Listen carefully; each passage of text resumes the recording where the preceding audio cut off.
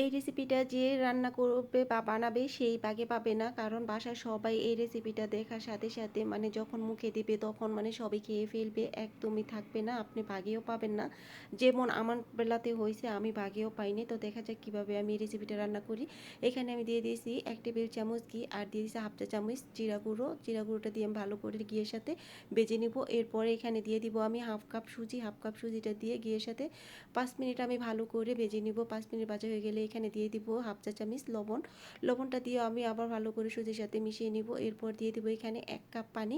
1 cup পানি দিয়ে ভালো করে নেড়ে চেড়ে যখন প্যান থেকে এভাবে সুজিটা মানে ছেড়ে দিবে, তখন আমি সুজিগুলো নামিয়ে নিব। নামিয়ে তারপর একটু ঠান্ডা হলে এখানে দিয়ে দিব হাফ কাপের মতো ময়দা। ময়দাটা দিয়ে ভালো করে সুজির সাথে আমি মথে নিব, একটা ডো বানিয়ে নিব এখানে। তো ভালো করে আমি একটু মথে নিব। এ তো ডোটা হয়ে গেছে। আর এদিকে আমি ভিতরে পুরটার জন্য এখানে নিয়েছি একটা আলু গ্রেট করে মানে কেটে নিয়েছি। আর এখানে আছে 1 কাপ মানে সিদ্ধ করা চিকেন দিয়ে দিয়েছি। দিয়ে দিব হাফ চা চামচ জিরা গুঁড়ো, হাফ চা চামচ ধনিয়া গুঁড়ো, হাফ চা চামচ গোলমরিচের গুঁড়ো, দিয়ে দিব অরিগানো হাফ চা চামচ। এরপর অরিগানোটা আপনাদের কাছে না থাকলে আপনারা স্কিপ করতে পারেন। দিয়ে দিব এখানে গরম মশলা গুঁড়ো হাফ চা চামচ। এরপর দিয়ে দিব লবণ স্বাদ মতো, মরিচের গুঁড়া হাফ চা চামচ, ধনিয়ার গুঁড়া হাফ চামচ থেকেও কম। তারপরে পেঁয়াজ কুচি, কাঁচামরিচ কুচি, ধনিয়া পাতা কুচি দিয়ে ভালো করে মিক্স করে নিব।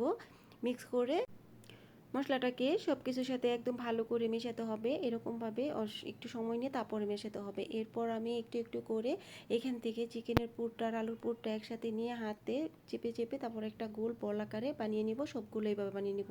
এরপর যে ডোটা আমি সুজির বানিয়ে নিয়েছি, এই পুরোটা ডো আমি একটা রুটি আকারে বেলে নিব। আর কতটুকু মোটা রেখে করব মানে বেলে নিব সেটা আপনারা দেখতেই পারবেন। এই তো একদম আমার রুটি বেলা হয়ে গেছে। এখন একটা কুকি কাটার দিয়ে আমি একটা গোল শেপের মতো আমি কেটে নিব। আর এতটুকু মোটা রেখে তারপর আমি সবগুলো কেটে নিব যতগুলো এখান থেকে হয়।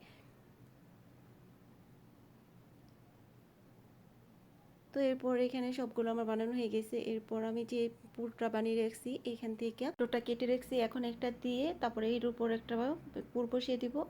এরপরে আবার আমি আরেকটা ডো দিয়ে দিব। এরপর আমি একটা পেঁচলা দিয়ে তারপরে এইরকম করে ডিজাইন করে নিব। তো এইভাবে সবগুলাই বানিয়ে নিব। কতটা সহজ আপনারা দেখলেই তো বুঝতে পারছেন। তো সবগুলো আমার বানানো হয়ে গেছে। এখন আমি ভাজতে চলে যাব চুলায়। চুলাতে আমি একটা প্যান বসিয়ে দিয়েছি। প্যানের মধ্যে মানে আমি একদম সামান্য তেল দিয়ে দিয়েছি। তেলের মধ্যে আমি সব দিব না, মানে যে কয়টা নেই প্যানের মধ্যে ধরে ওই কয়টাই আমি দিয়ে আস্তে আস্তে মিডিয়াম আঁচে ভেজে নেব। একদম মিডিয়াম আঁচে ভাজতে হবে, হাই হিটে ভাজা যাবে না, তাহলে কিন্তু খেতে একদমই ভালো লাগবে না। তো এই তো যখন এরকম কালার আসবে পছন্দ মতন একদম গোল্ডেন গোল্ডেন কালার আসবে, তখন আমি না উল্টে দিব। এরপর যখন ভালো করে হয়ে যাবে এপিট ওপিট, এরপর আমি নামিয়ে নেব। নামানোর পরে এখন আমি সার্ভিং ডিশে আমি সাজিয়ে নিয়েছি। আর সসের সাথে তো খেতে আলহামদুলিল্লাহ খুবই মজা। একটা আমি ভেঙে দেখাই যে ভিতরটা কতটুকু জুসি, আর খেতে আলহামদুলিল্লাহ এত মজা। আমার ভিডিওটা যদি ভালো লাগে লাইক কমেন্ট শেয়ার করে দিবেন, যেন আরও ভালো ভালো রেসিপি দিতে পারি। আর আপনারা বাসায় ট্রাই করে দেখবেন। ইফতারও আপনারা এইরকম আইটেম রাখতে পারেন, সবাই অনেক পছন্দ করে।